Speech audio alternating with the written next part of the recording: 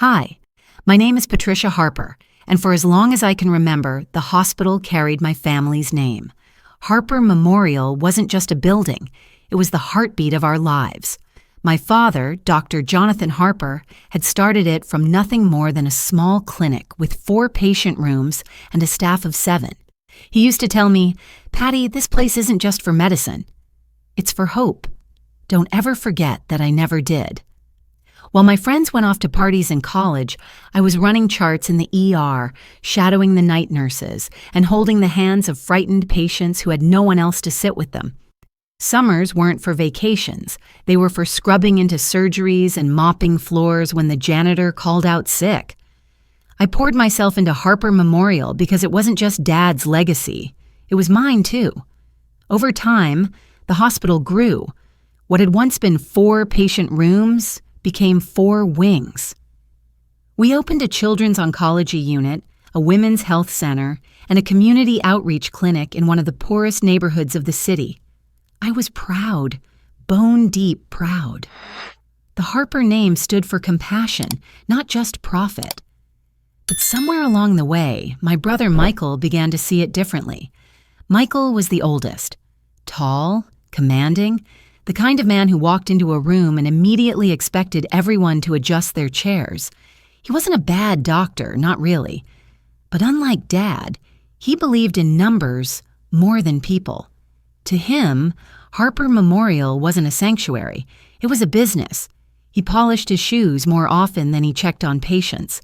He could smile at a grieving family in one breath and negotiate with pharmaceutical reps in the next. And the board loved him for it. I should have seen it coming. The whispers in the hallway, the subtle changes in policy, charging higher fees, cutting nursing staff, turning away patients who couldn't pay. But I told myself it was temporary, that once Dad recovered from his illness, things would go back to the way they were. Then the board meeting happened. It was a Tuesday evening, one of those heavy nights where the sky looked bruised and swollen with rain. I remember climbing the marble steps of the administrative wing, my heels clicking against the stone. I carried my notes for a new community program I wanted to propose, a mobile health van for rural patients. My chest was tight with nerves, but also with hope. This was what Dad had always wanted, to expand, to reach further. When I walked into the boardroom, the air felt different, stiff, calculated. Around the long mahogany table sat a dozen familiar faces, trustees, donors, department heads. My mother was there too, perched at the far end with her pearls resting neatly against her collarbone. She gave me a small nod, though her eyes didn't quite meet mine. Michael sat at the head of the table, fingers laced together, his expression cool and unreadable. To his right was Claire, his wife, her smile polite but sharp. They looked like a pair of monarchs waiting to pass judgment. I took my seat, opened my folder, and began to speak. I barely got through the first sentence before Michael raised a hand. "Patricia," he said smoothly, like a man delivering bad news he'd already rehearsed. "Before we continue, there's something we need to address." The room shifted. It wasn't physical, but emotional, like the weight in the air had changed.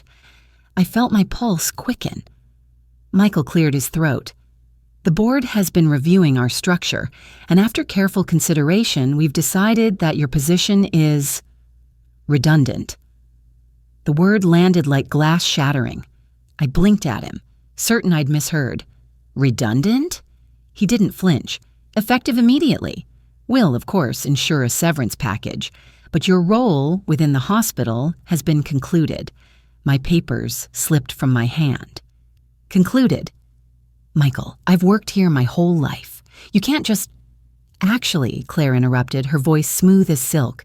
"The decision is final. It was unanimous." I looked around the table. Not one person met my eyes. Not the chief of surgery, who I'd helped recruit years ago. Not the pediatric director, whose son I'd once sat with through a 12-hour operation. Not even my own mother. She sat there motionless, her gaze fixed on the steam curling from her untouched cup of tea. Her pearls shifted slightly as she crossed her arms tighter, but still, she said nothing. Something inside me cracked. I wanted to shout, to slam my hands against the table, to remind them of every night I'd slept on a cot in the ICU, every holiday I'd traded for 12-hour shifts, every tear I'd wiped from a patient's cheek when no one else would. But the words caught in my throat.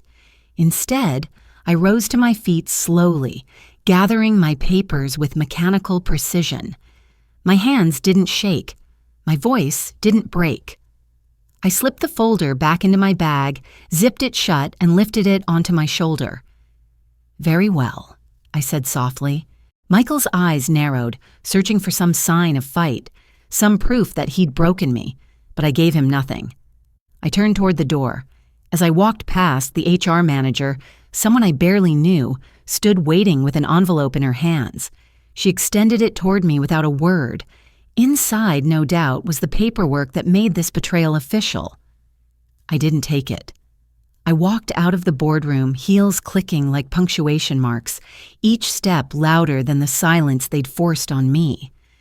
The receptionist looked up as I passed through the lobby, then quickly looked away, ashamed. My badge no longer opened the security gate, but she buzzed me through without meeting my eyes. By the time I stepped out into the rain-soaked parking lot, the hospital tower loomed above me, its glass windows reflecting the storm. I slid into the driver's seat of my car, gripping the steering wheel until my knuckles turned white. They hadn't just fired me. They had erased me.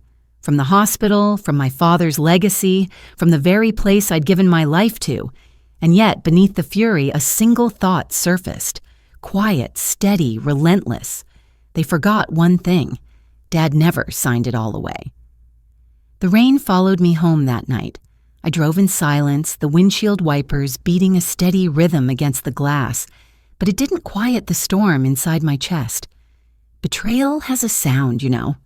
For me, it was the echo of my brother's voice saying, "Redundant," and the silence of my mother as she refused to look up. By the time I pulled into my driveway, the world outside was washed in the dim yellow glow of street lamps. My small house felt like a stranger waiting for me, too quiet, too still. I sat in the car for a long time, gripping the steering wheel, my breath fogging the glass. Part of me wanted to scream.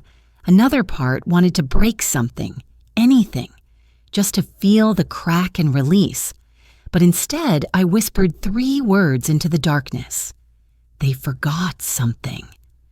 I carried my bag inside, dropped it onto the hallway table, and walked straight to my study. The air smelled faintly of cedar from the last polish I'd done months ago.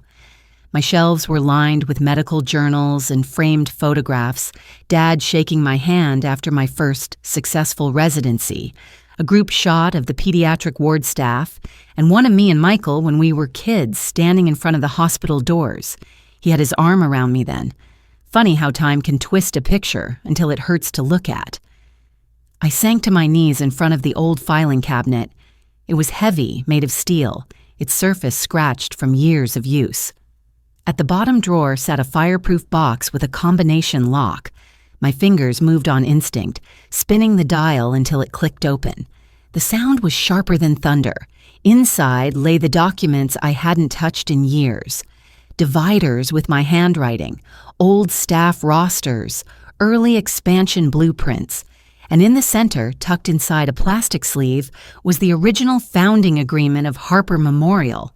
The paper was slightly yellowed, but the ink, my father's ink, was still bold. I sat back on the floor, cross-legged, and flipped to the pages. My pulse hammered in my ears. And there it was. Clause 8. All community programs, charitable initiatives, and outreach wings of Harper Memorial Hospital shall remain under the co-directorship of Dr. Patricia Harper, unless explicitly amended with her written consent. I read it once, twice. A third time, my lips moving silently with every word. The clause was clear. No gray areas, no loopholes. Without my signature, they had no authority to push me out of the very heart of the hospital. My throat tightened. I remembered the day Dad had written it. I was 26, fresh from residency, tired but eager. We sat in his office long after everyone else had gone home. He'd been weaker then, his hands trembling slightly as he held the pen. "Patty," he'd said, his voice gravelly but steady, "they'll try to take this from you one day. Not because you're unworthy, but because you're not them, because you'll lead with compassion, not control. And that scares people." He tapped the page with his finger, leaving a small ink smudge. "This clause is your shield. Promise me you'll keep it safe," and I had promised. Now, years later, his foresight was the only reason I wasn't standing completely empty-handed.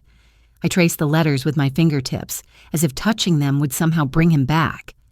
"You were right, Dad," I whispered. "They tried." A calm I hadn't felt in days began to settle over me. It wasn't victory, not yet, but it was proof. Proof that I wasn't crazy, that my life's work wasn't just theirs to erase.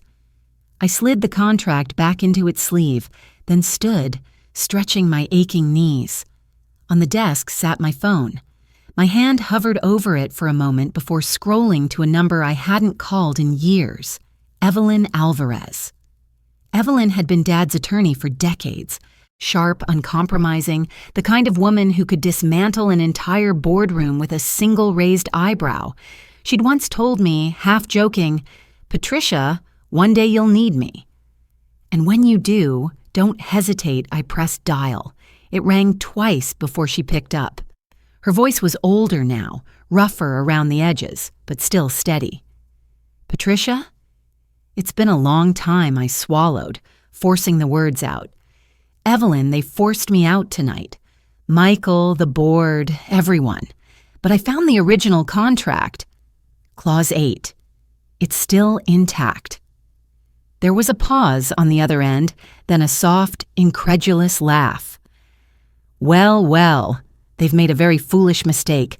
I could almost hear her flipping through mental files, recalling every detail she'd once drafted with my father. That clause was ironclad. "Unless you signed an amendment, which I know you didn't, they can't remove you. Not legally, not from the outreach programs, not from the community initiatives, not from the heart of Harper Memorial." Her words felt like oxygen. "What do I do?" I asked, my voice quieter than I intended. "You breathe," she replied firmly. "And then you let me handle the rest. I'll draft a notice tonight. By morning, they'll know exactly what kind of storm they've unleashed." I closed my eyes, letting the weight of her reassurance sink in. For the first time since walking out of that boardroom, I didn't feel powerless. I felt prepared. After we hung up, I stayed in the study for a long while, staring at the contract laid out under the lamp's warm glow. The house was silent except for the ticking of the old clock on the wall. Each second felt like a drumbeat, steady, inevitable. Michael thought he'd erased me. My mother thought silence would protect her. The board thought money and votes were stronger than blood and memory, but they all forgot one thing. The foundation of Harper Memorial had my name carved into it, inked in law, sealed by my father, untouchable. And now it was time to remind them. Part 3. Retaliation, approximately 850 words. The next morning, I woke with a clarity I hadn't felt in years. The storm outside had passed, but the one inside me was only just gathering strength. I brewed a pot of coffee, sat at my desk, and waited. By 8 o'clock sharp, my phone buzzed. Evelyn didn't waste time on pleasantries. "The notice is drafted," she said. "I've already delivered copies to the board and to Michael's office. By law, they must reinstate your authority over all community and outreach programs immediately. Anything less is a violation of the founding charter.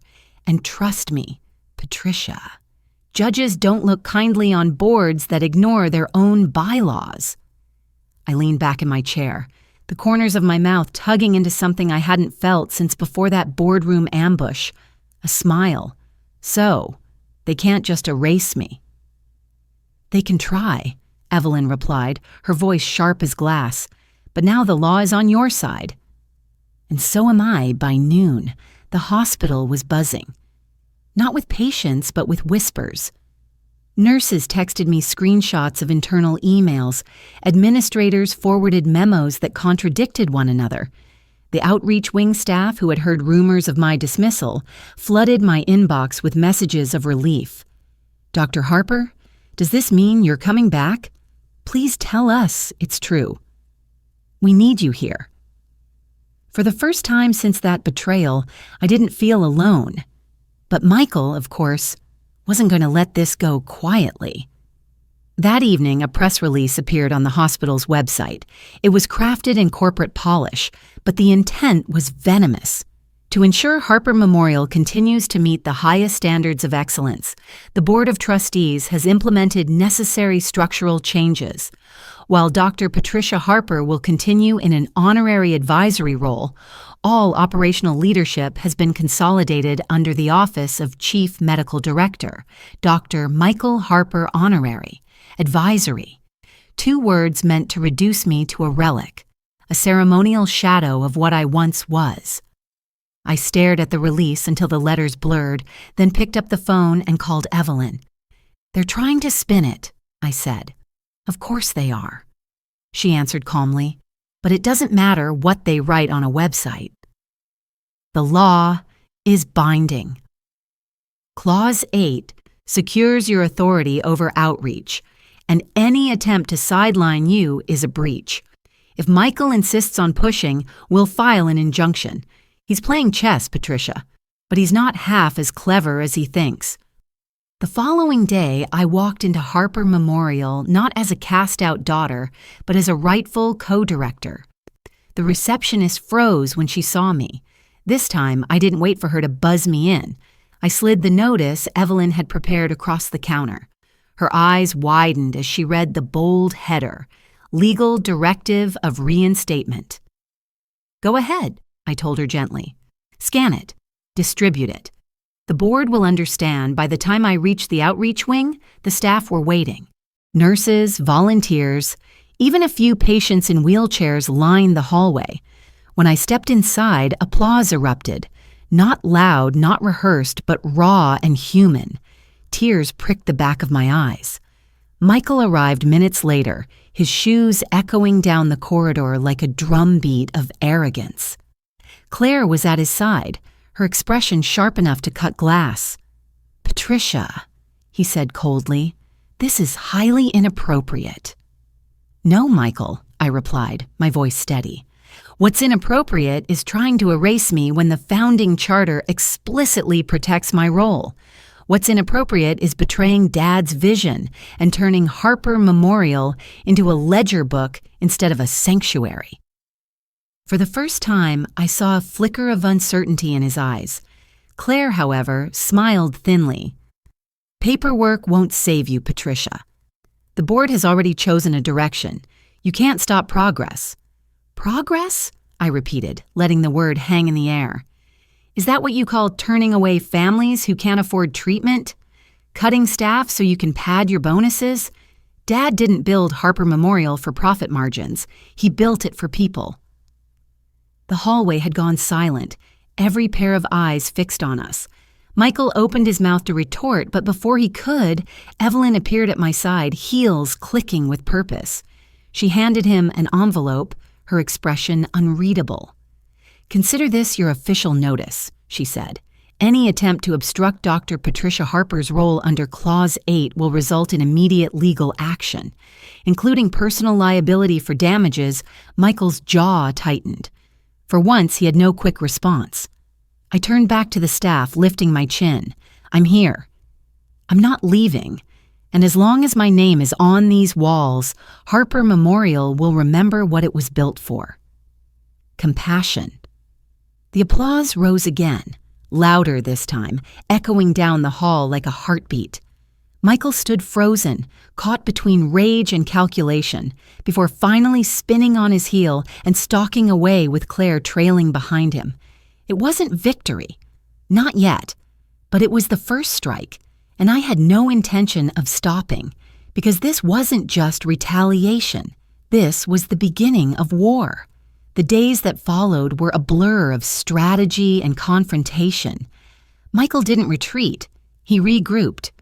Overnight, glossy billboards went up around the city, plastered with his face and the words, "Harper Memorial, leading medicine into the future." Articles appeared in local papers praising the hospital's bold new direction. Every piece was tailored to make me look like a relic clinging to the past, an obstacle to progress. But I wasn't naive. I knew exactly how he operated. Money bought influence. Influence bought silence. And silence was what he wanted from me. Evelyn, however, was relentless. "Let him throw money at the press," she told me over stacks of case files. "Public opinion is fickle. What matters is evidence, and I have a list of every patient turned away for inability to pay, every staff cut under his tenure, every donor dollar redirected into administrative overhead." Her eyes gleamed like a blade catching the sun. "He thinks this is a battle for image. We'll make it a battle for truth." Word began to spread, quietly at first, then louder. Former patients came forward telling stories of bills they couldn't pay, of being turned away despite life-threatening conditions. Nurses whispered about unsafe ratios, about mistakes made because there weren't enough hands to cover the floor. One night, a group of residents approached me in the parking lot. "Dr. Harper," one of them said, his voice hushed but firm, "we support you. Michael is killing this hospital. Tell us what to do." I looked at their tired faces, their eyes ringed with exhaustion, and I realized this wasn't just about reclaiming my place. It was about saving them too. So I gave them something Michael could never buy: hope. We organized a town hall meeting at a community center a few blocks from the hospital. Evelyn made sure it was legally sound, the press was invited, and word spread like fire through neighborhoods that had once relied on Harper Memorial's outreach. On the night of the meeting, the hall overflowed. Patients in wheelchairs, mothers with sick children, elderly couples, all crammed into rows of metal chairs, their voices rising in a collective hum of frustration and anticipation. When I stepped onto the stage, the noise quieted. I was told I was redundant. I began, my voice carrying through the room, that compassion has no place in a modern hospital, that outreach programs don't fit the bottom line. Murmurs rippled through the crowd. I held up a copy of the founding charter, but my father built Harper Memorial on one belief, that medicine is not a business, it's a promise. And that promise has been broken. One by one, people began to stand and share their stories. A single mother whose child was denied treatment because she couldn't afford the deposit. A nurse who described watching patients wait hours because there weren't enough staff. An elderly man whose heart medication had doubled in cost after Michael signed an exclusive contract with a pharmaceutical company. The press scribbled furiously, cameras flashing, and as the testimonies piled up, I saw something I hadn't seen in years. Shame flickering across the faces of board members seated in the back row. Michael wasn't there. He didn't need to be. His absence spoke louder than any speech he could have given. The next morning, the hospital's inbox overflowed. Donations to the outreach program surged. Volunteers offered to staff community clinics. And most importantly, public opinion had shifted. The headlines that once hailed Michael now asked uncomfortable questions. Has Harper Memorial lost its heart? Michael retaliated the only way he knew how, through power. He called an emergency board meeting and moved to suspend me permanently, claiming I had incited unrest and damaged the hospital's reputation. But this time, I didn't walk into the boardroom alone. Evelyn was at my side, and behind us stood dozens of staff members who had signed a petition declaring their support. Nurses, residents, even senior doctors, the kind of people Michael thought he had cowed into silence. When he slammed his fist on the table and demanded my removal, Evelyn slid a folder across to the trustees. Inside were affidavits, financial records, and signed testimonies. "What you see here," she said coolly, is a case of systemic negligence and financial misconduct. If you choose to back Dr. Michael Harper, you will not only face public backlash, you will face legal consequences. The boardroom fell into a silence so heavy I could hear the tick of the clock on the wall. Michael's face flushed, his jaw clenched. "This is slander," he spat. "No," I said quietly, meeting his eyes. "This is accountability." For the first time, his confidence cracked. I could see it. The realization that the fortress he'd built out of money and control had begun to crumble from within. The vote that followed wasn't unanimous, but it was decisive. My reinstatement as co-director was reaffirmed, and Michael's powers were curtailed pending investigation. When I walked out of that room, the staff waiting in the hallway erupted in cheers. I felt Evelyn's hand squeeze my shoulder. "This is just the beginning," she whispered. And I knew she was right. The reckoning wasn't over. It had only just begun. Weeks turned into months, and the war inside Harper Memorial shifted from open conflict to a battle of attrition. Investigations dragged on, lawyers sparred in sterile conference rooms, and board members whispered in corners, calculating which way the wind was blowing. But while Michael scrambled to defend himself, I rebuilt. The outreach programs reopened in full force. Mobile health vans rolled through rural towns, community clinics bustled with life again, and our pediatric oncology fund received record donations from citizens who remembered what Harper Memorial once stood for. Nurses who had left returned, volunteers poured in, the hospital corridors, once drained of warmth, began to hum with purpose again. And every day I walked those halls, not as a figurehead, not as a relic, but as a leader. Patients stopped me to shake my hand, to whisper thanks. Families smiled through tears, telling me stories of how the hospital had saved them years ago and how relieved they were to see it being saved in return. Michael, meanwhile, faced mounting pressure. Evelyn's case unearthed damning evidence, inflated executive bonuses, contracts awarded to companies owned by his associates, deliberate understaffing to cut costs. The press, once his ally, turned merciless. Headlines that once praised his visionary leadership now branded him a profiteer. The day the board suspended him indefinitely, he didn't even show up. Claire packed their belongings from his corner office in silence, her smile gone, her pearls traded for shadows. I'd thought I'd feel triumph. Instead, I felt sorrow. He was still my brother, still the boy who once held my hand in front of the hospital doors long before ambition hardened him. Betrayal runs deep, but blood runs deeper. And yet, I couldn't save him from himself. One evening, weeks after his suspension, I found him waiting outside my house. His suit was rumpled, his eyes hollow. "You think you've won," he said, his voice hoarse.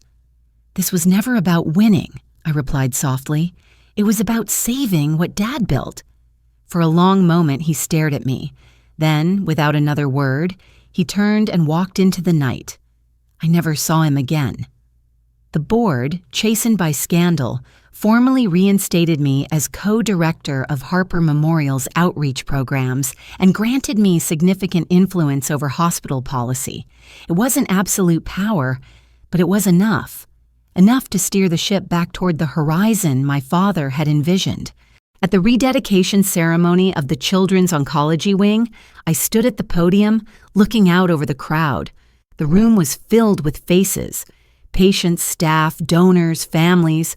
A large portrait of Dad hung on the wall behind me, his eyes twinkling with that same stubborn compassion I had inherited. I took a breath, steadying my voice. This hospital was built not on profits, but on promises.